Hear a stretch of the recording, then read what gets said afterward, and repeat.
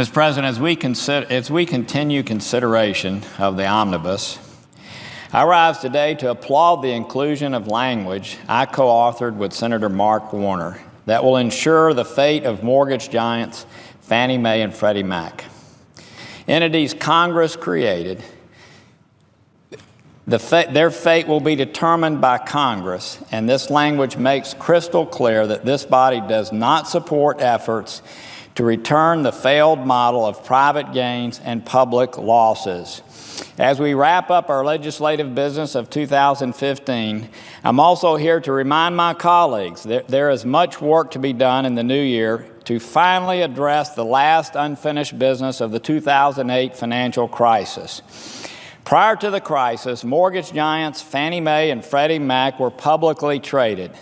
They benefited from an implicit government guarantee, which meant any upside went to the company. But as we saw at the height of the financial crisis, the downside of this structure fell on the taxpayers, and it fell hard. In September of 2008, because of this flawed model, losses mounted at Fannie and Freddie, causing taxpayers to write a $188 billion bailout check to keep them afloat.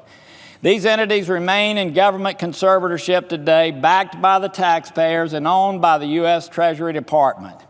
In 2014, Federal Housing Finance Agency stress tests project that the GSEs could require a $190 billion taxpayer bailout to keep them afloat during a future crisis, something none of us wants to see happen.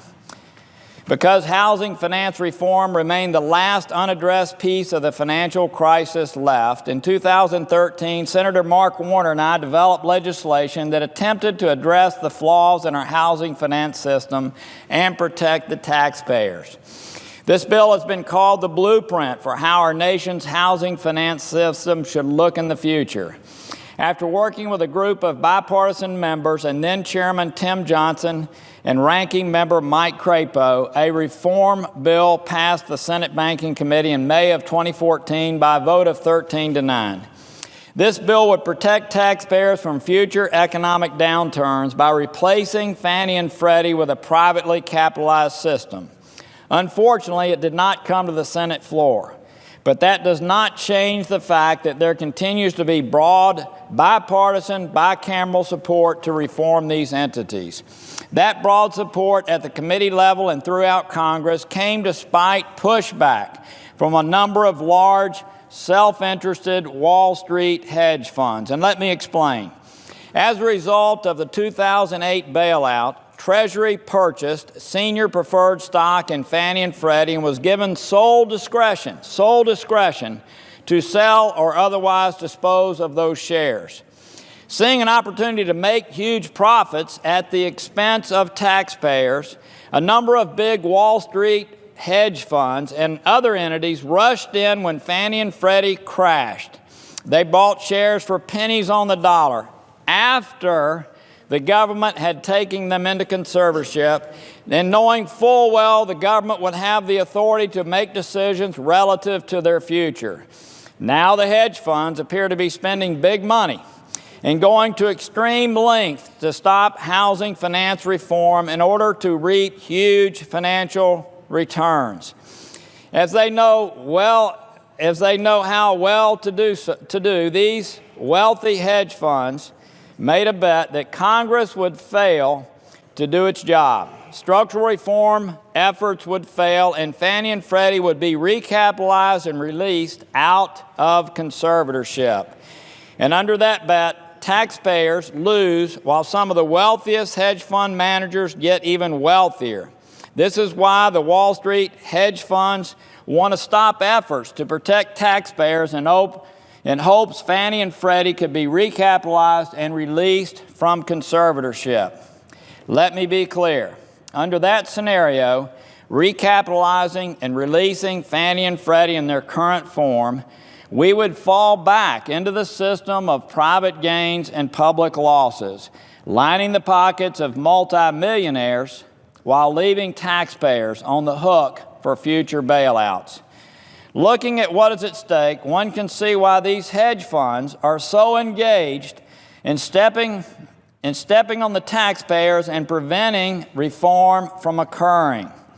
Using a self-analysis from one prominent hedge fund under recap and release scenario, this fund, with an estimated current holding of $366 million, has a potential net profit of $8.1 billion. $8.1 billion, a total sale of $8.4 billion. To give you another example, using those same projections, another prominent hedge fund with an estimated current holding of $501 million has a potential net profit of $2.3 billion, or a sale of over $2.8 billion. These hedge funds and several others would benefit greatly from a recap and release scenario, which is why they are so adamantly opposed to housing finance reform that would put taxpayers' interest above their own. Surely, we will not conflate the clear interest of the hedge fund managers, which is billions of dollars in profits, with the critical need to protect taxpayers from a future bailout by enacting sound housing policy in our country. Returning to the failed model of private gains and public losses would leave the taxpayers on the hook for the GSE's $5 trillion in outstanding liabilities. This is why I believe we must act. Inclusion of the Jumpstart provision in this bill is a good first step. This legislation would prohibit the sale of Treasury-owned senior preferred shares in Fannie Mae and Freddie Mac without congressional approval, and ensure Congress, not the self-interested hedge funds, have the final say on how our housing finance system should look in the future. And while I believe that recap and release is totally inappropriate, I do understand, that the hedge funds still have claims to deal with in court, and this legislation does not prejudice those claims. I believe the blueprint Senator Warner and I laid out in 2013 is a good start and one that will protect taxpayers, but this legislation and the Omnibus bill is silent on the future system. It simply says that Congress should have the final say in what happens to these entities, again, entities that Congress created in the first place. With passage of this provision, in the face of extremely intense opposition, we are telling taxpayers that we are putting to bed the idea of returning to the status quo is an option. We will not return to a system where Big Fannie and Big Freddie control the lion's share of our housing system and taxpayers are exposed for future bailouts. But there's more work to be done. So the question I have is this: moving forward, who are we going to fight for? Are we going to abdicate our responsibility and shy away due to efforts by large Wall Street hedge funds wanting to get wealthier off of taxpayers by placing taxpayers at greater risk? Or are we going to fight for the people that we represent? Mr. President, as all of us who serve in this body during the financial crisis know well, the American people do not want to write another bailout check. Without housing finance reform, that is an all too real possibility. To my colleagues, trust me, I know a number of you have felt pressure from large Wall Street hedge funds and the interest groups that they represent and support. That they support, not represent.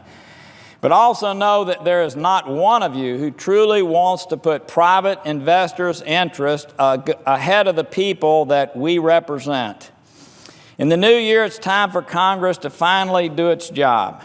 By finally addressing the last major piece of unfinished business from the financial crisis, we can once and for all end this failed model. Unfortunately, a lot of heavy lifting has already taken place.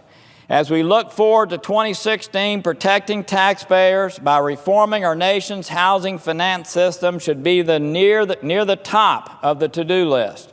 So this legislation takes us a step in the right direction towards that effort by saying the fate of mortgage giants Fannie Mae and Freddie Mac will be determined by Congress.